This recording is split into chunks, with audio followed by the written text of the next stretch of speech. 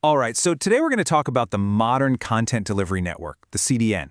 And we're going way beyond the basics of just, caching a few images. We're going to decode how these massive global networks are really becoming the backbone of the internet, not just for speed, but for security, and now, even for running your code. You know that feeling, right? You click on a link and one website just pops up, instantly.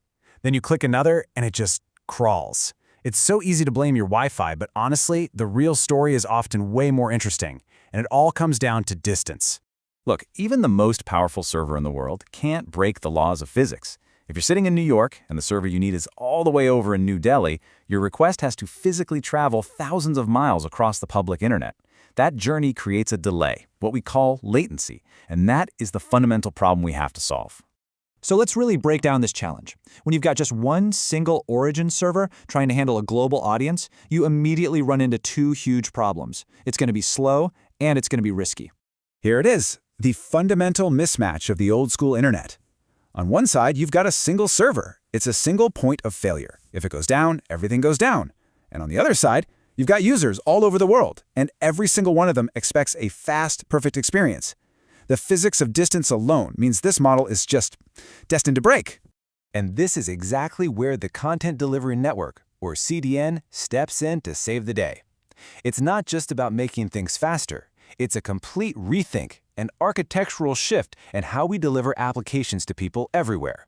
So at its heart, what is a CDN? Well, think of it as a super smart network of servers strategically placed all around the world. So instead of every user having to make that long trip back to your main server, they just grab a copy of the content from a server that's practically in their own backyard. Instead of one server doing all the heavy lifting, a modern CDN is way smarter. It uses a tiered system. A user's request first hits the closest edge server. If the content isn't there, it doesn't immediately bother the main server. Nope. It checks with a bigger regional hub first. Only as a last resort does that request have to travel all the way to your origin. This intelligent layering deflects the vast majority of traffic, protecting your main server from getting overwhelmed.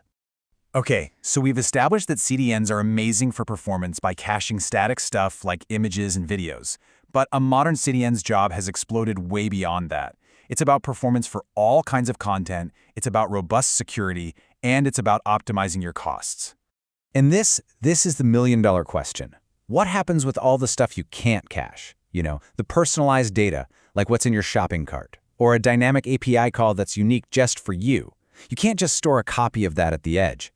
So what do you do? Yeah, let's just be super clear on the difference here. Static content is the same for everyone. Think of the company logo or a product video. Dynamic content is generated just for you, right in that moment. And historically, CDNs couldn't really do much to speed up this dynamic traffic. Until now. Modern CDNs use this really clever trick. Think of it like a dedicated express lane on a highway.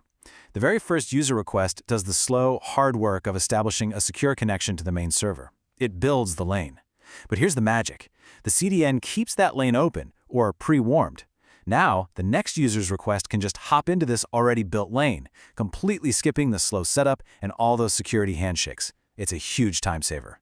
And the impact here is massive. In a test run by AWS, just reusing these connections cut the download time for dynamic content by an average of 39%. 39! That is a gigantic performance boost for content that isn't even being cached.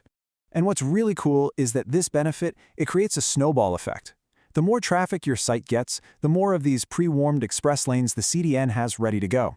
So with low traffic, maybe 60% of requests get that speed boost. But when things get busy, that number can jump to over 90%. It's a system that actually gets more efficient the busier it gets, making popular apps feel even faster. Okay, let's shift gears. Speed is one thing, but let's talk about protection. Because the modern CDN is positioned perfectly between your users and your server, it also acts as an incredibly powerful security shield for your entire application. The CDN essentially builds a fortified perimeter around your application. It absorbs the hits, it filters out all the nasty traffic at the edge, which means attacks are stopped a long, long way from ever reaching your critical servers. And this isn't just one thing, it's a whole suite of protections. The CDN's gigantic network can just soak up massive DDoS attacks. Those floods of junk traffic designed to knock your site offline. It also acts as a web application firewall, inspecting traffic for common hacking techniques. Basically, it's like a bouncer that ensures only legitimate traffic can ever talk to your server. So, we have better performance and we have stronger security. But there's a third equally important benefit here. A modern CDN can directly lower your cloud computing bill. Here's how it works. First, cloud providers charge a lot for data transfer out, that's data leaving their network. A CDN dramatically reduces that cost. Second, by handling so much traffic at the edge, you can often run smaller, much cheaper origin servers. And finally, many CDNs like AWS CloudFront offer a super generous free tier. We're talking 1 terabyte of data transfer out every single month for free. This brings us to what I think is the most exciting evolution of the CDN. It's no longer just a delivery pipe for your content. It's becoming a programmable platform. The future of the web is truly at the edge. We're really moving from a model where a central server does all the thinking to one where the network itself becomes a distributed computer. It's a fundamental shift, from the network delivering your application to the network being your application. This is what we call edge computing, and it's exactly what it sounds like: the ability to take pieces of your application's logic, your own custom code, and run it directly inside the CDN's thousands of edge locations all over the world. And this isn't science fiction. It's happening right now. Developers are running small bits of code at the edge to personalize content, to run A/B tests, or to authorize a user's access.